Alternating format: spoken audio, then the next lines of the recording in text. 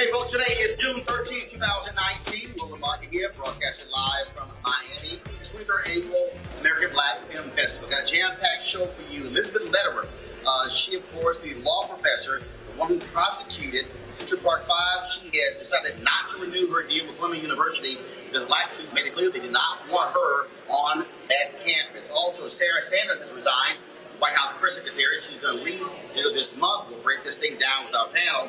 Also, we'll talk about Father's Day coming up, the impact between fathers and young girls. Also, folks, we'll show you last night's red carpet, Chaff, Samuel L. Jackson, Richard Roundtree, Jesse T. Usher, a jam-packed show for you folks. It's time to bring the funk. Roland Martin Unfiltered. Let's go. He's got it. Whatever the miss, he's on it. Whatever it is, he's got the scoop, the fact, the find. And when it breaks, he's right on time and it's rolling. Best believe he's knowing. Putting it down from sports to news to politics. With entertainment just for kicks, he's rolling. Yeah, it's Uncle Roll, y'all. Yeah, it's Roland Martin. Rolling with Roland now. He's funky, he's fresh, he's real, the best. You know he's Roland Martin now.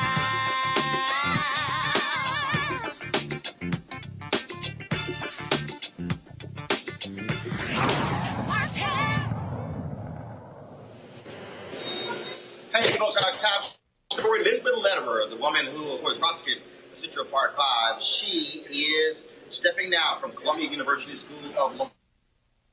She's out there for decades as a lecturer, but because of massive protest by black students and the release of the Netflix series When They See Us, too much public pressure causing her to say she cannot return. Now, she was a woman who, if you look at that show, had doubts about Linda Fairstein and saying that those 5 individuals committed the crime. Well, she still moved forward to prosecute that case. Now, years ago, when a documentary by Ken Burns came out, there was also public pressure to get her to step down, but it had no impact. Columbia Law School, though, did remove a reference to the Central Park 5 from her bio. Well, now, way too much pressure being applied to her and applied to Linda Fairstein. And I remember Linda Fairstein, the woman who led the sex crimes unit of the Manhattan District Attorney's Office. She's already lost her book agent, her publisher, had to resign from 2 boards as well. And so Ava DuVernay's documentary, actually her series, is leading to huge changes when it comes to the individuals there.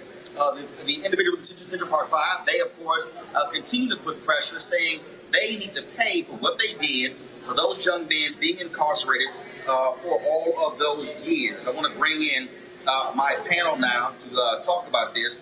First and foremost, Greg Carr, Chair of the Department of Afro-American Studies, Howard University. He joins us there in Washington, D.C. As I said, I'm here in Miami. And also Michael Brown. He's the former Vice Chair, DNC Finance Committee. Greg, I want to go to you first.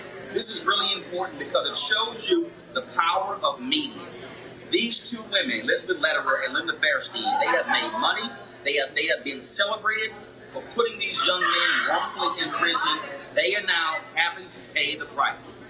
They are. I'm a little concerned because we live in a country where today it's them, tomorrow it could be us. The academy is a strange place. And so when I read the letter from the Black Law Student Association, and shout out to them because people are being proactive.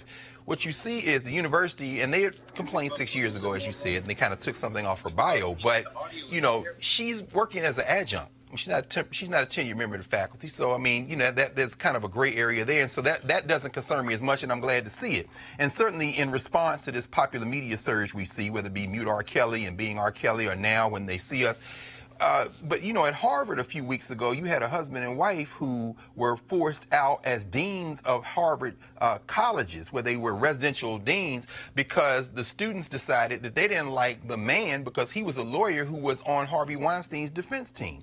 I got a problem with that. These are tenured faculty members of African descent, and so when we swing the sword one way, it's like, yes, a victory for righteousness, but that sword cuts both ways, and I wonder what this precedent begins to set when something comes out and somebody is forced to resign that we perhaps support.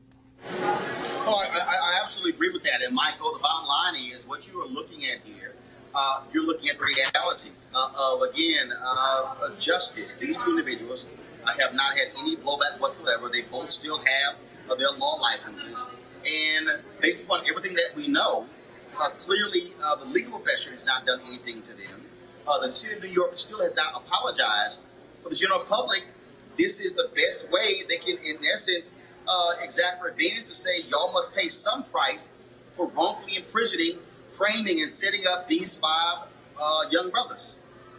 Well, Roland, you know, it's interesting. The professor, who's much more profound than I am, and his answer was very profound. Mine is much simpler. And it reminds me of the segments you have on your show where white people do dumb things and then there are consequences and they get fired. This is exactly what you do on your show pretty much weekly. And so from my standpoint, it's like a reparation in some form or fashion, that there has to be some kind of consequence for acting like you acted however many years ago it was. And so I'm glad that they're starting to lose. There are things I certainly understand what the professor's talking about relative to this can come back and get us, and totally makes complete sense. But in this particular point right now, I'm glad they're getting some justice. And they got paid. So I know they got paid too, not as much as probably they should have, but at least they got something. And Greg, again, nothing has really been done against them. New York has not apologized. Now, I was seeing Tamika Mallory and seeing her social media. They are now targeting D.A. Vance because he accepted $28,000 in contributions from Linda Fairstein for his re-election. They say anybody who took any money from her or Elizabeth Lederer needs to send that money to the charity or give it away. Now that, I think, is more appropriate. I think this is a great lesson in how we can wield political strength. And when it comes to the academy, or when it comes to something like that, freedom of speech, I think there may be some issues there. If I were a law student at that time, maybe I say, keep her on the faculty. I'm going to take a class and blow her up in there every day and force her to deal with it. But in the street, meaning dealing with money, dealing with votes, dealing with political formations and associations, I think Tamika and them are right on. Let's go out and eviscerate everybody politically and economically. And this is a lesson we learned from the period of Martin Luther King. The most effective weapon in the civil rights movement in many ways was either the boycott or the threat of the economic boycott. That is the Montgomery bus boycott. That shows you we can put that, starve them, because I can guarantee you one thing, and this is for sure. They're not going to starve because you got these billionaires out here, these right-wing racist billionaires that will write them a check, and that's just like what's going to happen to Sarah Huckabee Sanders. Thanks, good job for lying. Here's $1 million, go sit on the beach for a while. She's not going to be put out of doors because she lost a job, even if they have to take her next book, buy 100,000 copies of it and put it on the New York Times bestseller list and throw it in the trash. They're going to take care of their own, so it's good that we are pursuing a similar strategy. And again, you spoke of Sarah Huckabee Sanders, of course, Donald Trump today.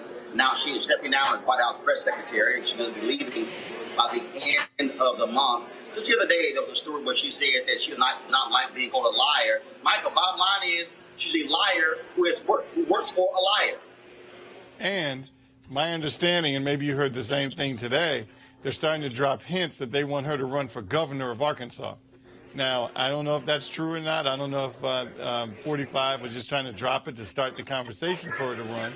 But wouldn't that be a shame? And I hope whoever the Democratic nominee is absolutely wipes the floor with her and beats her badly. However, it's Arkansas. And obviously the president, 45, has a lot of support in Arkansas. So it'll be interesting to see what happens with her political career, if she has one at all. Greg, bottom line is she will not be missed. She consistently lied from that podium, cannot be trusted. And frankly, you look at this, Sean Spicer has not been able to get much out here. I doubt very seriously that Sarah Sanders has any credibility for anybody to pay her for her opinion. Well, I'd be very surprised if she didn't end up as a paid contributor at Fox. or Sinclair. And you, of course, Roland, you know, as a deeply informed historian, really, historical journalist for sure, you know that the practice of the White House press secretary having briefings goes back to what, the Eisenhower administration. This woman hadn't had a press briefing in 3 months. And the tragedy is that many in the press and many who consume commercial news, entertainment media have been relieved. I think she's a magnificent liar. I think that she fit Donald Trump's casting perfectly, from her physical appearance to her disdain and prevarication. I think that fit Trump's worldview. I think he's going to be lost without Sarah Huckabee Sanders sneaking off to talk to Fox and then walking back to the White House and pausing for 30 seconds to talk to the other reporters. I think he's going to be lost with her disdain for the press, particularly her disdain for black women like April Ryan.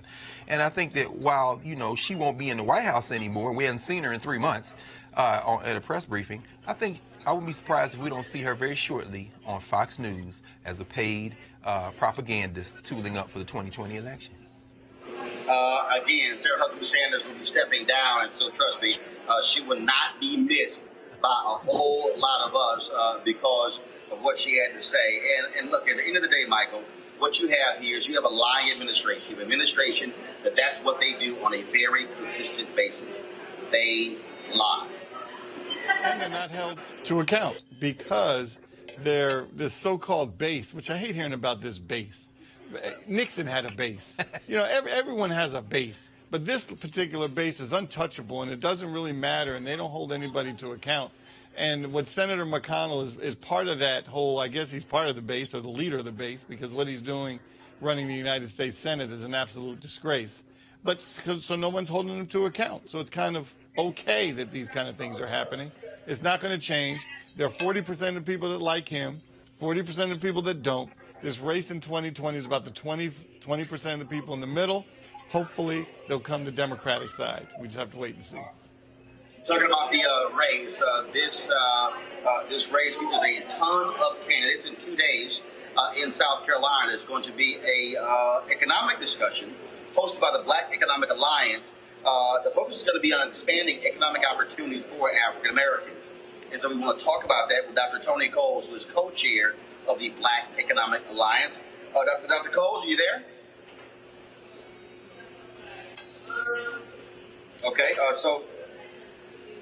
So guys, let me know when we get Dr. Coles. I want to go to Greg first until we wait to bring him up. How critically is it important, Greg, to have these topic-driven presidential forums, as opposed to having these large, unwieldy discussions where, frankly, you can't have any substantive conversation about any one particular issue? Well, you know, I think a lot of that's going to depend on the viewers. The way they've set these two up, these first two, having 9 on one night and 9 on the other night, and then mixing up the quote-unquote top-tier candidates, although how can you tell a tier, from the so-called lower-tier candidates, it's going to provide an opportunity for folks to engage in a substantive conversation. It'd be very interesting to see people who are policy wonks, who can translate fairly nimbly, like Elizabeth Warren, be in conversation with folks who have this broad kind of economic, kind of ideological agenda like Bernie Sanders, and then contrast that with a Kamala Harris or a Cory Booker. And I think in mixing that up, a lot is going to depend on how people come away from those conversations, how they assess how well they did. Now, some of this stuff is around race, some of it's around gender, and ultimately, you know, I'm still trying to get my mind around somebody like Pete Buttigieg being in a conversation with anybody for president of the United States, or better or work for that matter. But one thing's for sure, finally, as you come out of this first 9-person battle royale, if you ain't got no game, you about to get exposed. So I'm looking forward to this argument and this conversation. Michael? I think it'd be interesting, Roland and Professor, to see how, you know, Elizabeth Warren, for example, is by far the best policy wonk of any one of the folks running. You know, my bias relative to Vice President Biden and Senator Harris. However, it's going to, I don't know if Elizabeth Warren, you're only going to have like that 4 or 5 minutes to talk about your issue. It usually takes her about 20, 25 minutes to lay out her plan. Sure. And in this soundbite kind of mentality, you have to really train to get your points out in 4 or 5 minutes, knowing that you don't have 20 minutes. And so people may not get, and so if she gets cut off or tries to figure it out. So I think that's what it'll be interesting to see, and the professor is exactly right.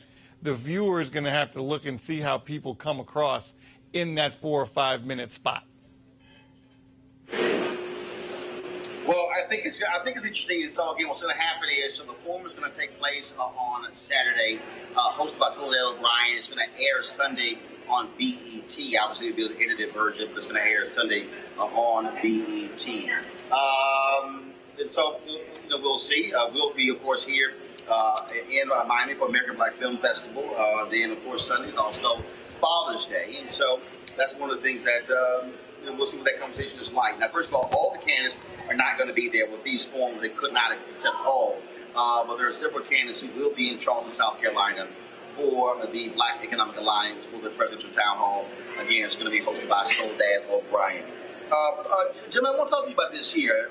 Virginia Lieutenant Governor Justin Fairfax has sent a letter to the district attorney in Boston and Raleigh-Durham saying that he wants an investigation launched into the sexual assault charges that have been leveled against him by 2 women. Now, what's interesting about this is that they released that letter. The attorneys for the women who accused him, they came out firing, saying that, well, he doesn't get to actually do that. That's not right or fair. But I got to ask you, here's a case where a guy has been accused of forcing one woman to have, forcing her to perform oral sex, another woman saying that he raped her, and both of those women have yet to go to the DA, even though statute of limitations still exist.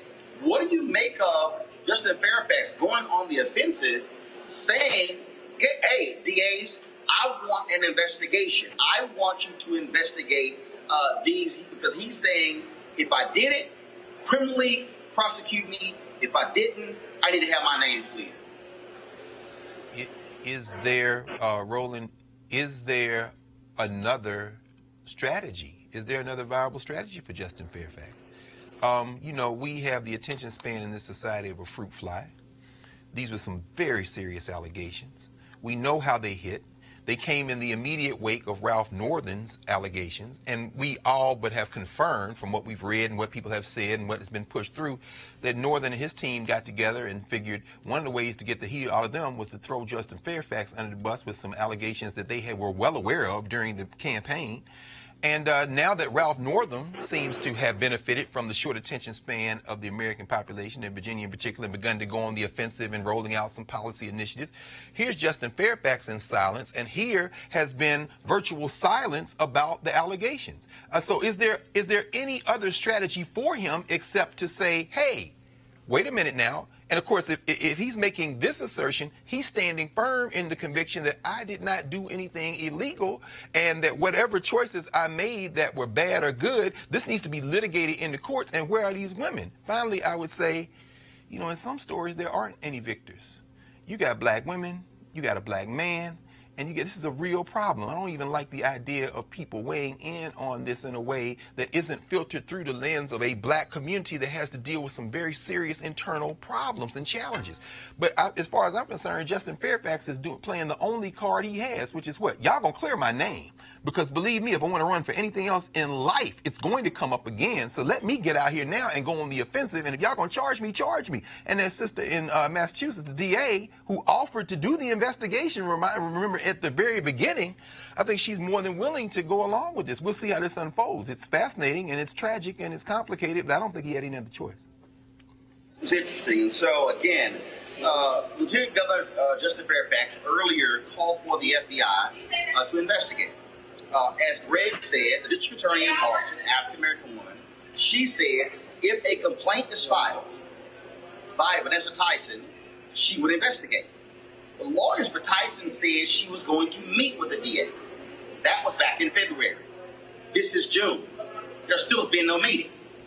The other woman, Mary Watson, has not met with the Raleigh-Durham district attorney, an African-American woman.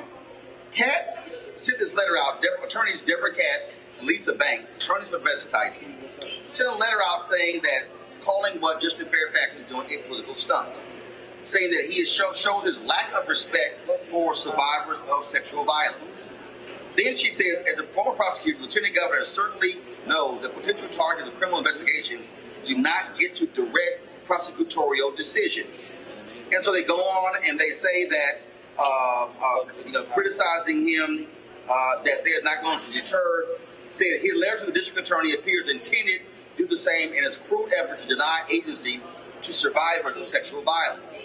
His suggestion that women are liars unless they press criminal charges against their assailants places an unfair demand on survivors and shows a fundamental misunderstanding of the criminal justice system.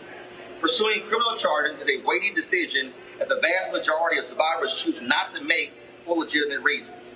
And so there's some other things that are in here.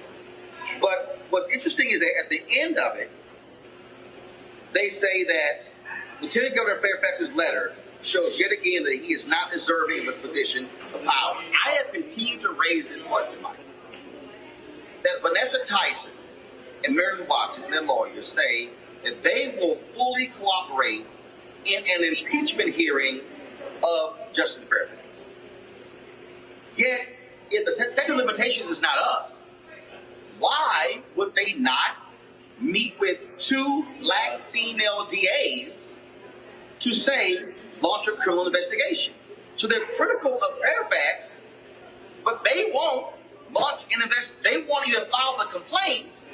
So I'm just trying to understand, if you want justice and there's no impeachment hearing, why would you not file a criminal complaint? And what's interesting is, obviously, an impeachment hearing is a political hearing. So they accuse him of a political stunt, but they won't.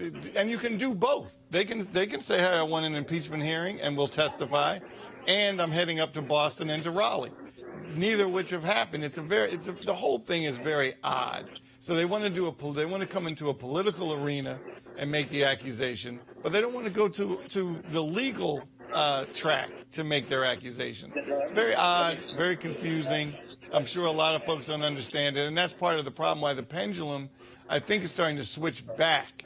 When people get accused, not that they didn't do it, and doesn't mean you don't believe the women, but that due process, when you have an avenue in a courtroom to have real due process, why don't some folks do it? I understand some folks are scared and don't want to put themselves out there, and we have to have respect for that. But just like you have to have respect for the victim, you have to have respect for the folks that are accused, because it may not have happened. Well, and I think that's where we are, and so we'll see what happens. But clearly, Lieutenant Governor Justin Fairfax is demanding his name be cleared, and so we'll see what the next step is. Folks, first of all, I'm going to go to a break. When we come back here, Roland Martin Unfiltered, live from Miami, we're going to talk about Father's Day. You know what, that day where we don't talk a lot about? Oh, we'll spend a long time talking about Mother's Day, not Father's Day. But what is the important relationship between fathers and young girls, their daughters? That's next. Roland Martin Unfiltered. You want to check out Roland Martin Unfiltered? YouTube.com/Roland S. Martin. And subscribe to our YouTube channel. There's only one daily digital show out here that keeps it black and keep it real. It's Roland Martin Unfiltered. See that name right there?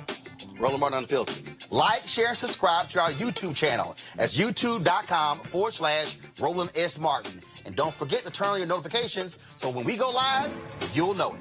All right, folks, they're back. MarijuanaStock.org has another great investment opportunity. If you were lucky enough to invest in their last crowdfunding campaign, you know they raised a lot of money in just a few months investing in legal marijuana farms. Those initial investors now own shares of a publicly traded company.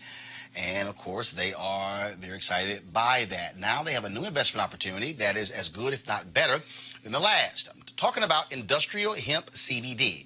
For those who don't know, the hemp plant is a cousin to marijuana, of course, and then it has a higher concentration of CBD, which means hemp CBD gives you all of the medical benefits of marijuana without getting you high.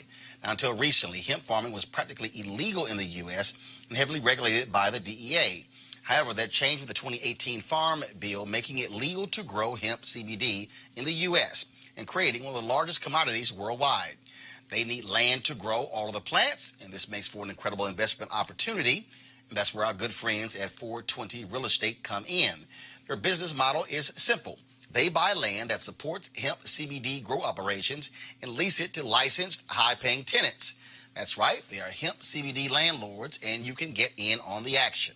You can invest in this crowdfunding campaign for as little as $200 up to $10,000. All right, folks, all you got to do is go to marijuanastock.org. That's marijuanastock.org if you want to get in the game. And if you do so, do it now. All right, folks. Father's Day is coming up this weekend on Sunday, and we always talk about, of course, the importance of fathers and their sons, like fathers and their daughters. Joining us is clinical psychologist, Dr. Nick Alford. Dr. Alford, how you doing? I am doing well. How are you? I'm doing great. I have my father, I got my mother, of course, one brother, three sisters, and so can you talk about how critical it is, the relationship that exists, a strong bond between a father and daughters? Oh my goodness, it is so critically important. It is imperative. Fathers are really for girls, for young women. That's the first man we fall in love with. That is the man who shows us who we are, how beautiful we are, how smart we are, all of the unique qualities that we have. And most importantly, Roland, that is the man that teaches us how men should treat us and how we should relate to men. So it is so incredibly important. And also, I think when you talk about how a bad relationship can be damaging. Look, I've got two nieces. They lived with, their mother was beaten, assaulted physically and sexually by their father. And my oldest, and they have a bad view of their father. Don't want to be around them. And as the godfather, I had to be fiercely protective of them. And I remember when he got out of prison, he wanted to reach out to them. And I asked him, I said, well, you still in the game? Are you still selling drugs? And he said, well, no, I'm not. And he said, I never was. I was like, first of all, dude, you lying to me. And I made it clear. I said, you're not going to spend time with my nieces at all.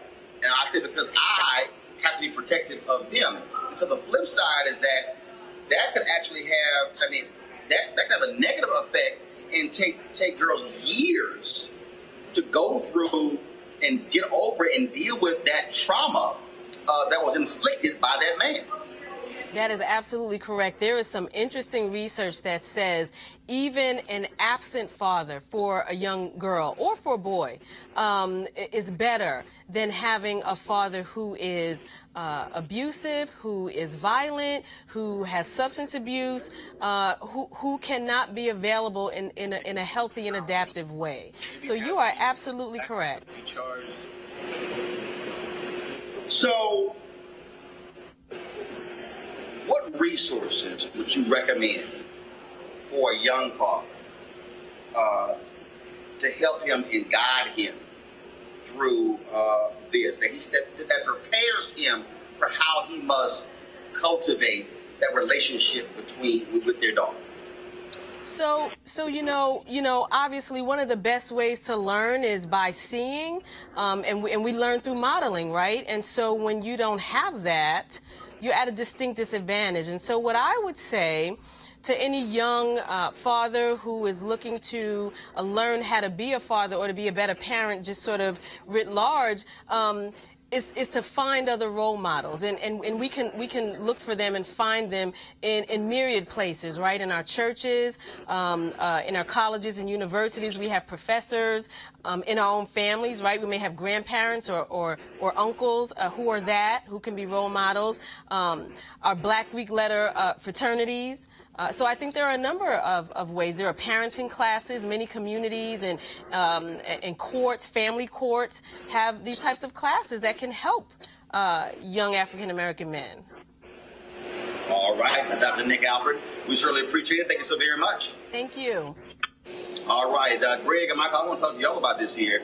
It really does piss me off that we spend so much time and energy around Father's Day. Greg, people could be literally in Australia or Thailand, and they will kill themselves to get home for Mother's Day. But they could be in the same city, in the same state for Father's Day. Yeah, man, I'll see them come Thanksgiving. That's true, brother. I mean, Mother's Day was created in Philadelphia, really. John Wanamaker department store. It's almost like a marketing kind of thing. It kind of emerged. And Father's Day came in many ways as a response to that. But we know in our communities, and I agree with what Dr. Alfred said,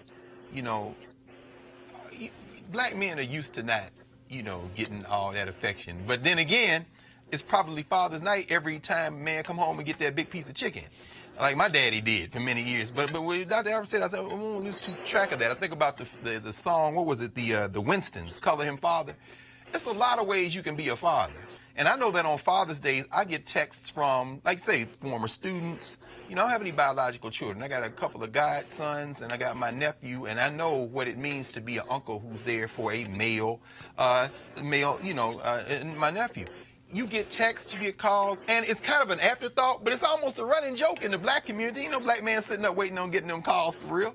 So, maybe it's a little sad, but maybe we can do something about it. But I don't know. Maybe you get those calls, Roland. It is frankly offensive, Michael. I'm sorry that how Father's Day is sort of like a blow-off day. No big deal. Okay, fine. All right, yeah. I'll see you in 2 or 3 months, when the reality is fathers matter just as much as mothers. Well, I tell you, the pressure on males, not just black males, to get to the store, get a card, get flowers, make reservation for Mother's Day brunch, which is, again, fine. That's just what kind of, if you're raised a certain way, that's just how you were raised, and it's important. But on Father's Day, it's more of an individual thing. What you're thinking, what am I going to do with my day? Not is it, I would love to spend time, I have 3 sons. I would love to spend time with them, and I do. But, if I get a call from 2 of the 3, that's a good Father's Day. Not that and then they'll be like, oh, man, today's Father's Day, I need to text Dad. So, yes, it is absolutely a different priority relative from the Mother's Day to a Father's Day. And whether that changes or not, I don't know. I remember growing up, my father used to say to us, Mother's Day is every day. Father's Day is just one day. Maybe you get what you want, maybe you don't. And so that's just how I was raised with my grandfather. I got to push back on that. If Mother's Day is every day, Father's Day is every day. And I think, and I get it, but I really do. And I know somebody probably saying, well, why make a big deal out of this? Because the problem that I have is we literally have a culture that says daddies don't matter. In fact, let me tell you something. This actually happened. I was with National Association of Black Journalists. We were in Chicago at our convention a number of years ago. So we're sitting at the table. There's about 10 people at the table. And at the table, there are 4 lesbians at the table. One of them, Latina, she was talking about how, me and my partner, me and my wife, we have a kid, and, we're raising the kid fine. We don't need a male influence. I don't believe in that. There were 2 sisters who were lesbian who said, hold up now, we disagree. We know the importance of our fathers. And they were saying that even if we have kids as lesbians, there has to be a male influence. The dynamic of the conversation was real interesting because these black women saw it totally different in terms of how they feel about this dynamic. I've had this debate even among heterosexual couples or individuals who are single. We talk about the importance of a man. But I hear people say, oh, my mama was my daddy. No, she wasn't. Just like we assume that a father can't be empathetic, that a father can't be loving, that a father can't be compassionate. And so I would never say that a father is a mother and a mother's a father. No, you are who you are.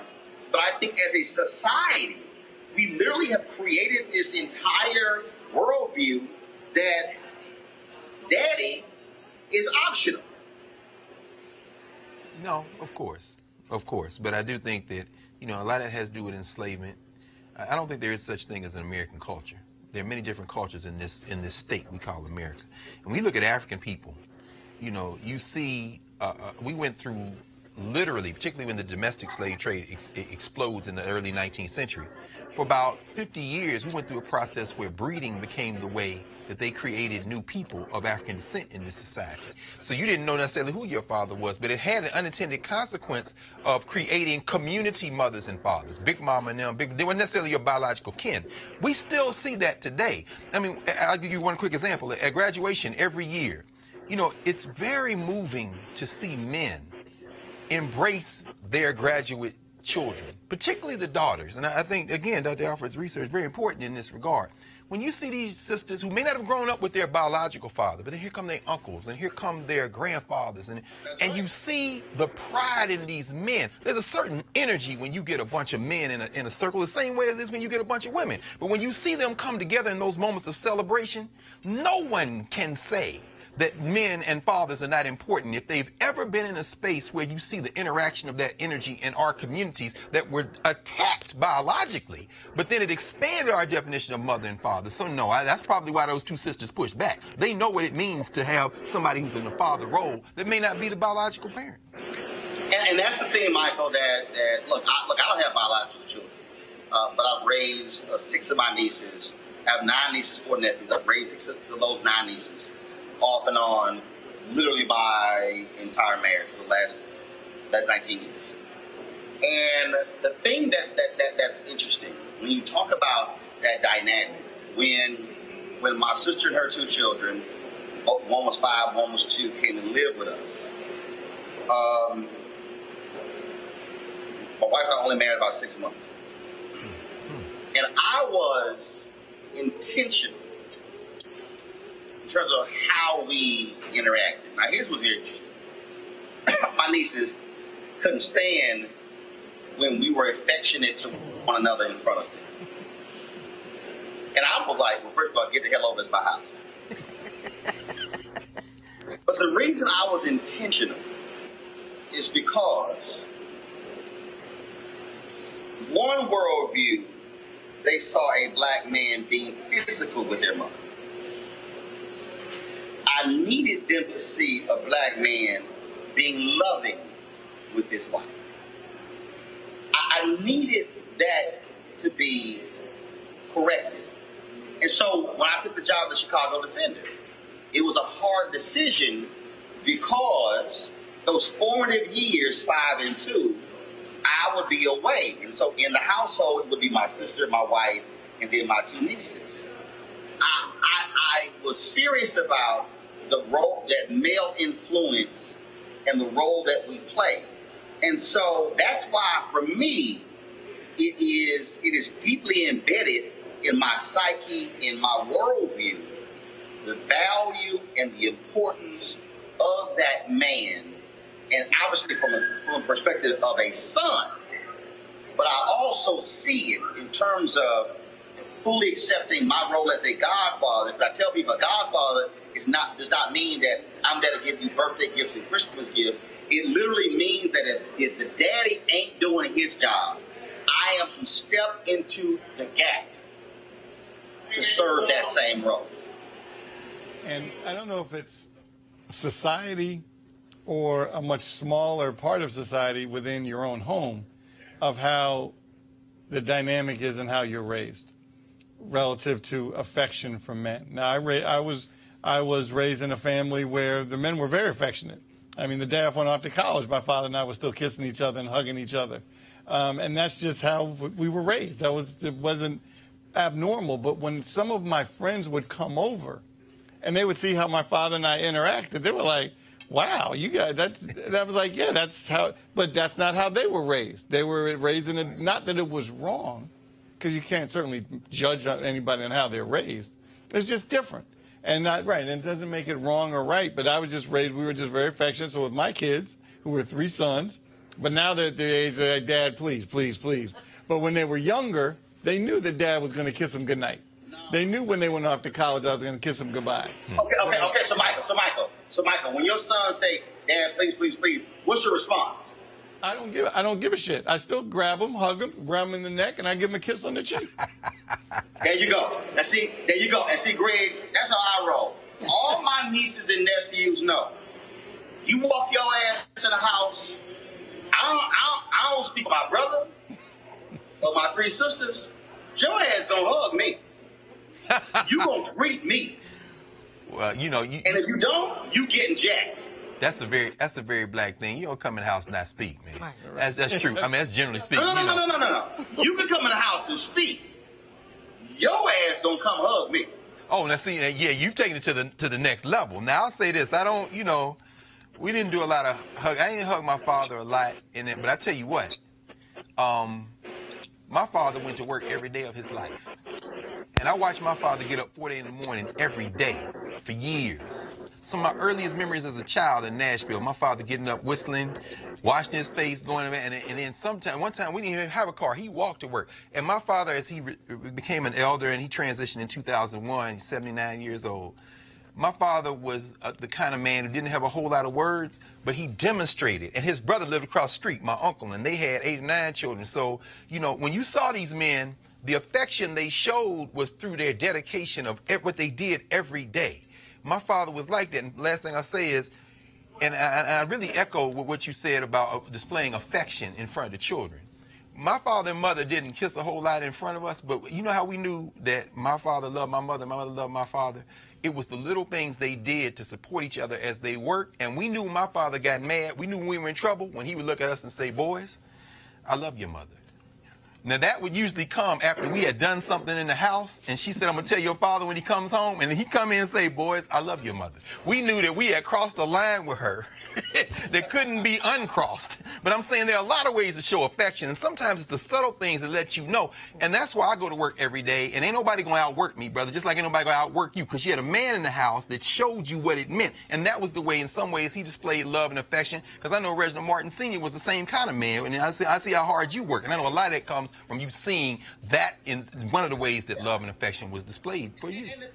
And the thing for me is, it's like, I like huggers, but it's not like it was a lot. It's certainly not like how I do my nieces and nephews. But for me, it's also a sign that this is like sign of respect, and this is also what you're going to do.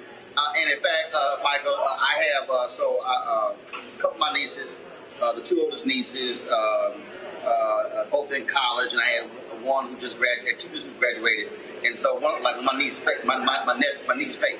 So, like my grandfather, I saw my grandfather, and my different than my cousins or whatever, he would grab one and he would kiss them like 30, 40 times in a row. And so, again, seeing that, I actually have done the same thing with a couple of my nieces. So Faith just graduated from high school, was going to Howard University in the fall. I did the same thing. She's like, no, stop. I said, girl, let me explain something to you. I don't care how old you get. I don't care how old you think. I don't care if you married. You understand. Your uncle is going to show a level of affection to you. And not this whole, but I'm older, now I'm distant. And so it's like, no, that's just not how it's going to be. And that's how you and you know, it's interesting you had that conversation, because my niece is 12, and when she was really, really young, we were very still very affectionate. We were an affectionate family. But then she got to a certain age, and now I'm wondering, do I need to kind of pare back that affection a little bit? So I don't know if I'm overcompensating. Maybe I need to ask the doctor about if I'm overcompensating right. or not. But it sounds like maybe I need to have the conversation you had, which is, hey, I don't care how you look, how old you are, who you're dating, who you're going to the prom. Your Uncle Sonny is going to stay up on you and be affectionate with you. And maybe I should do that so then there's no confusion and she understands that. Doc, does that make sense? It makes sense. What Roland did make sense. I just never thought about how to handle that. That makes sense. Yeah, that makes sense. Yeah.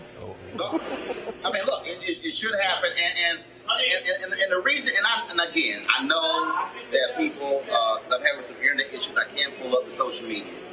And I know people are saying, man, you're going way too hard on this. No, let me tell you something. I know a number of brothers whose dad is not here. Mine is 72. My mom will be 72 in November. They're still with me. Michael, you lost your father.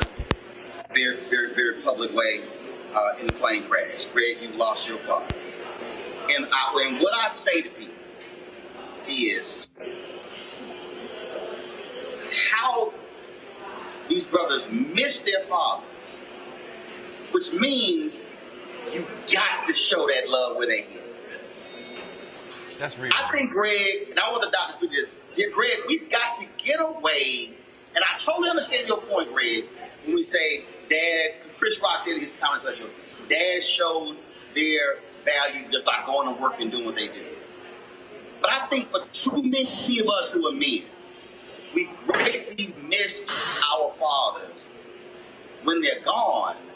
But because of this manhood code, we didn't want to show that affection and how much they meant to us when they were alive. And to me, that's not smart.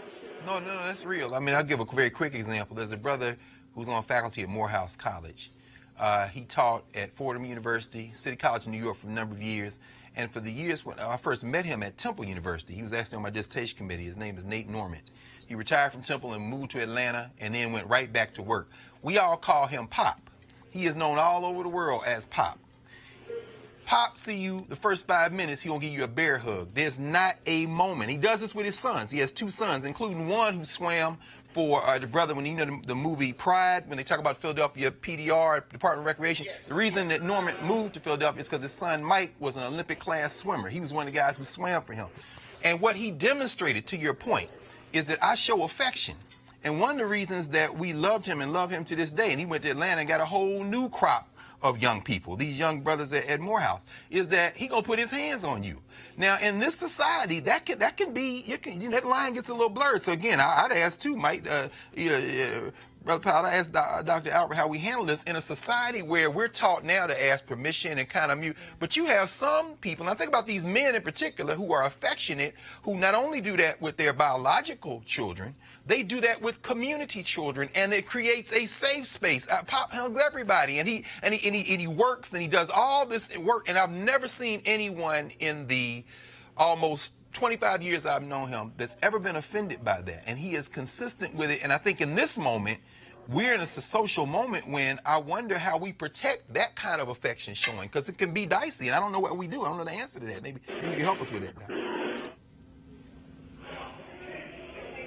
I think that I agree. I think it's dicey. I think that we are living in a time, in a generational space where people are very unfortunately having to have difficult conversations with their youth, with their kids, about appropriate touches and inappropriate touches. And I think that it's sad, it saddens me, but I could see how a simple bear hug could be misconstrued. I can see that. And so, yeah, I think things have changed greatly generationally, and that's unfortunate. Let me be real clear for all y'all watching. I got 9 nieces, 4 nephews. They asses will be getting bear hugs. They will get a bear hug. If I will kiss them on the cheek, I might sit here, give them a noogie on their head. Yep. I will play with them. I will, because I'm telling you, my paternal grandfather is gone. My maternal grandmother is gone. My maternal grandmother, I did not know my paternal grandfather. I did not know my maternal grandfather. I did not know my paternal grandfather. I did not know my dad's grandfather. And I can tell you this. I'm lucky to have both my parents still living. But when you talk to people and mamas and daddies are gone, those are the moments they remember. Those are the moments that they think about. They think about that love, that affection. They think about how they talk to them, how they were with them. They think they might get mad at you. Why you always playing? Why you always joking? But when somebody's gone, that's what they miss. And I just think that for a lot of us, I really and truly believe this. We have got to return to a period where daddies matter. And we've got to be willing to say it. We have to exhibit it. We must not apologize for it. We must stop this nonsense in major mass media where daddy is inept, knows nothing, can't take care of a kid, don't know how to fix food, and only mothers know how to do that. Because there are those of us who've had fathers who've been that important in our lives. I just think that we make a grand mistake when we marginalize that male figure. And that to me is dangerous. We should not marginalize mama. We should not marginalize daddy or that godfather or that uncle if they meant all that to us. And so I just think that's critically important for us to do. Hey folks, yesterday on the red carpet, Chef, I ran into Sybrina Fulton.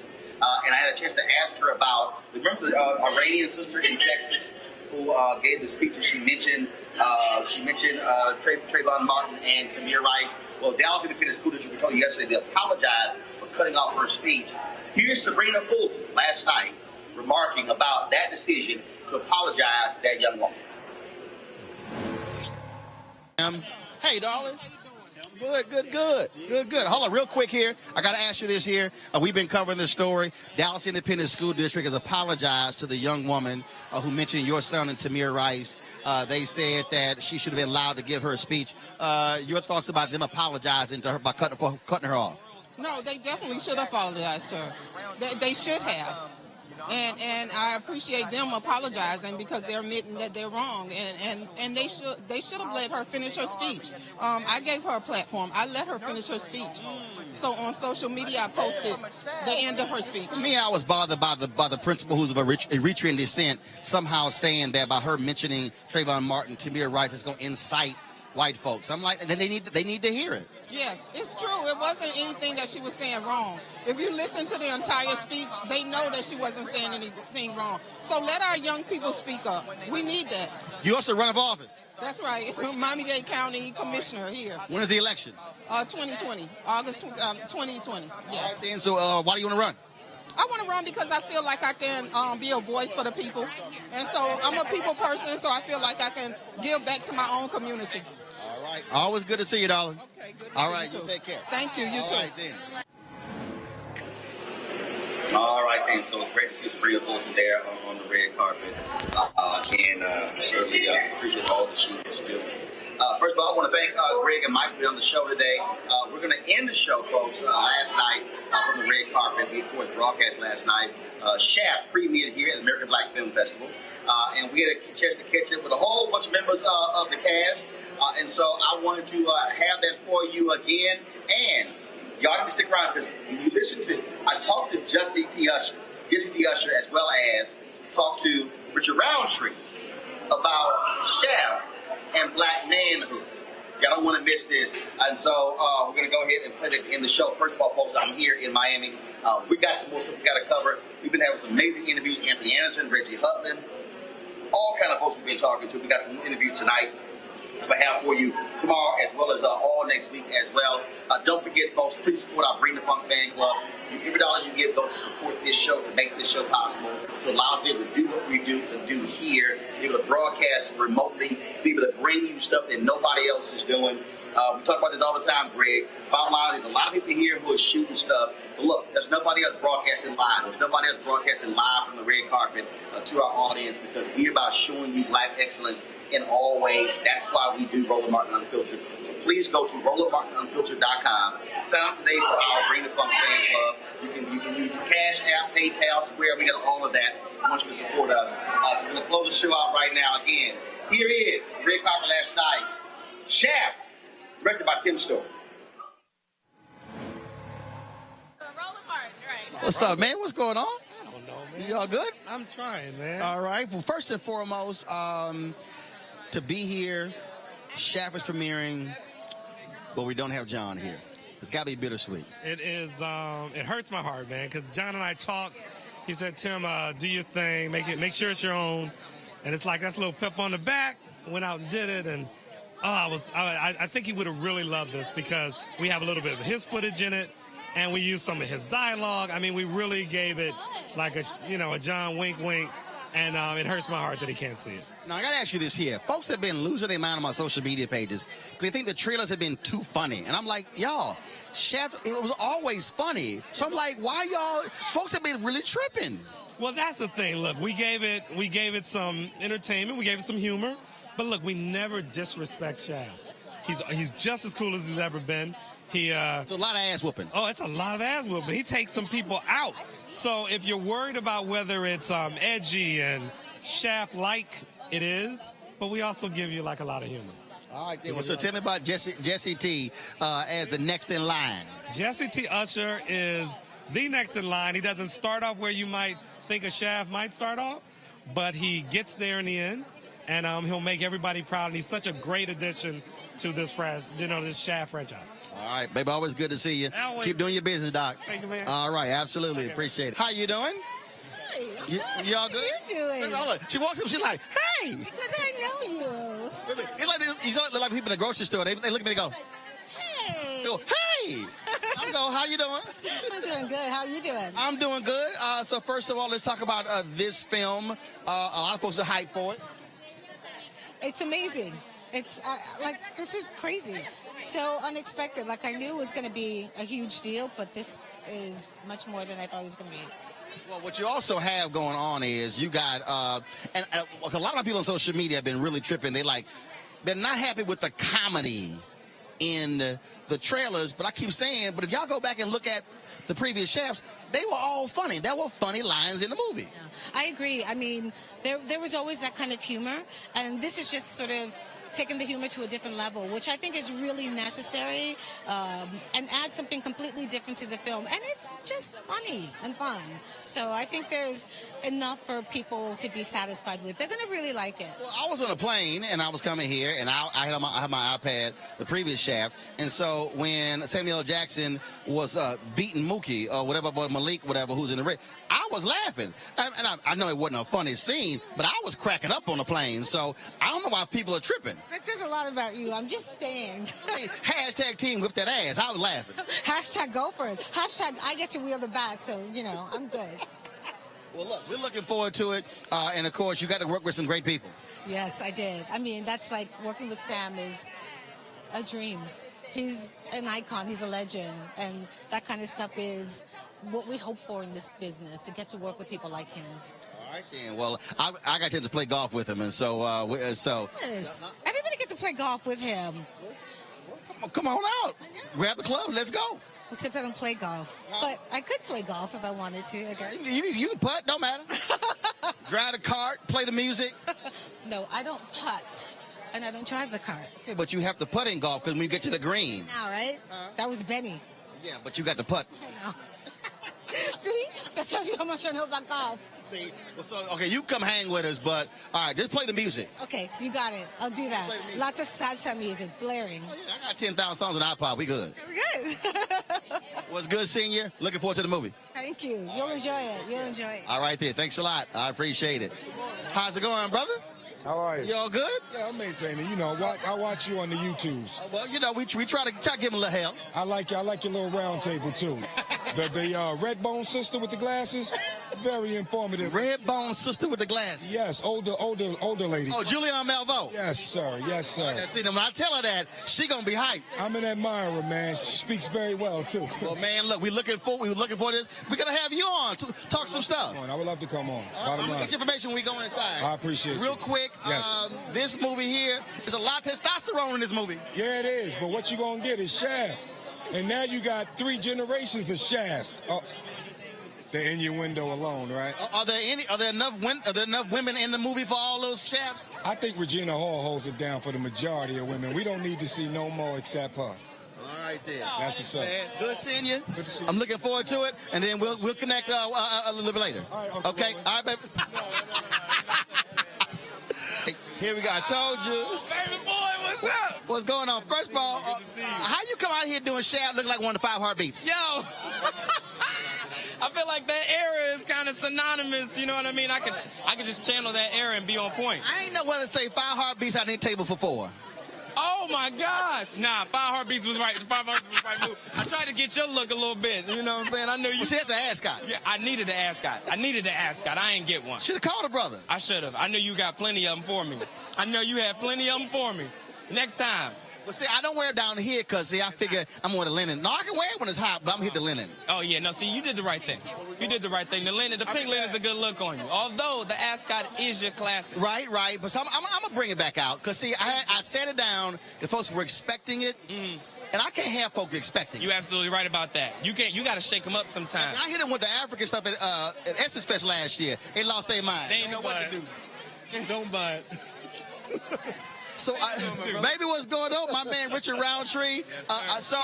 Is he a worthy heir to the Shaft mantle? Wow. Yes. Yes. Wow. He's got the last baton. He's got the last leg. It's on him. Now, I got to ask you this here, because somebody will be 77 next month. Yet when he walked into the room, all the women will still. I mean, does it make you feel a little inadequate when you like? Heck no. This is Shaft right here. This is the original Shaft. Absolutely not. It would make me feel less than coming onto this project if that didn't happen. But the fact that it does, it makes me feel even better. This young brother can hold his own. I'm so proud of him. Thank you. What